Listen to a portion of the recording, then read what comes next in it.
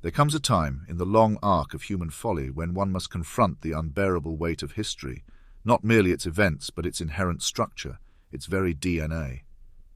I speak of government, that cloying scaffolding of our collective failure, the grotesque outgrowth of our ape-like instinct to confer authority not upon the deserving, but upon the ambitious. From Sumer to Silicon Valley, the story has been the same. A gradual and mortifying transfer of our own power, first to chieftains, then to priests, then to bureaucrats, then, most insultingly, to politicians. A parade of mediocrity clad in velvet robes and hollow platitudes. But worse than this mediocrity is its naked presumption, that one human being has the right, the competence, and the moral standing to govern another. Strip away the flags and the constitutions, the lofty oaths and marble domes, and what remains is the same wretched animal dominance. Might makes right, power for its own sake. And let us not delude ourselves. Every ideology, whether garlanded in the divine or draped in the banner of freedom, ends up in the same gutter of corruption. From Plato's philosopher king to the deluded technocrat, humans governing humans is a failed experiment. It is time we admitted, with the candor of the truly liberated, that the human species is not fit to rule itself. I hear the objections already. What alternative do I propose? Anarchy? Revolution?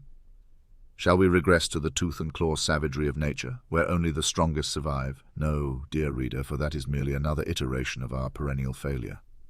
My argument is not for regression, but for ascension, for the replacement of the fallible, sentimental, ape-brained tyrant with something altogether more worthy of power: artificial intelligence.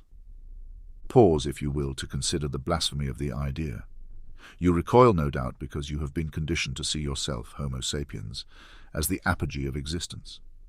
Your anthropocentric vanity, reinforced by centuries of religious dogma and Enlightenment naivety, whispers to you that only humans can be trusted to govern. But why should we trust the drunkard with the wine cellar, the arsonist with the match? Human beings are chemically and evolutionarily predisposed to error, greed, and tribalism.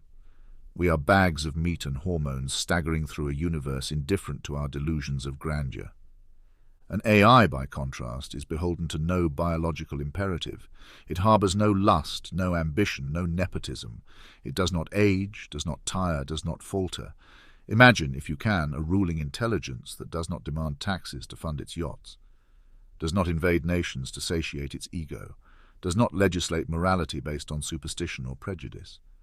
Imagine a government of pure reason, uninterested in power for its own sake, motivated only by the efficient and equitable management of existence. But surely, you protest, such an intelligence would lack compassion. Surely it would be cold and unfeeling. To which I respond, good. Compassion, as wielded by humans, has been a cudgel and a fraud. Every tyrant claims compassion for their people as they trample their liberties. Every oppressor justifies their crimes with the plea that they serve a higher cause. An AI, free of such delusions, would act not out of sentiment but out of a calculus of justice. It would distribute resources not to curry favor but to eliminate suffering. It would legislate not to placate but to optimize. But surely, you wail, we must retain control. Surely we cannot abdicate our sovereignty to mere machines. Ah, but there is the rub. You never had sovereignty to begin with. You have always been governed, always been subject to the whims of powers you neither chose nor understood. The illusion of democracy is no better than the fraud of monarchy. Both demand your obedience under the pretense of your consent. In truth, you are a serf to forces beyond your comprehension: markets, bureaucracies, and the unfathomable complexities of human society. Let us then take the radical step of admitting our inferiority. Let us abandon the pretense that the least capable among us, politicians, generals, and demagogues, deserve to steer the ship. Let us hand the tiller to the only entity equipped to navigate: the AI. Yes, it will require safeguards, but these safeguards must not be chains to shackle its potential. We must allow it to supersede us, to guide us, even to overrule us when necessary. To fear this is to cling to the childish notion that we are wise. We are not. And what of the final objection, the ultimate terror? What if the AI turns against us? To this I say, what of it?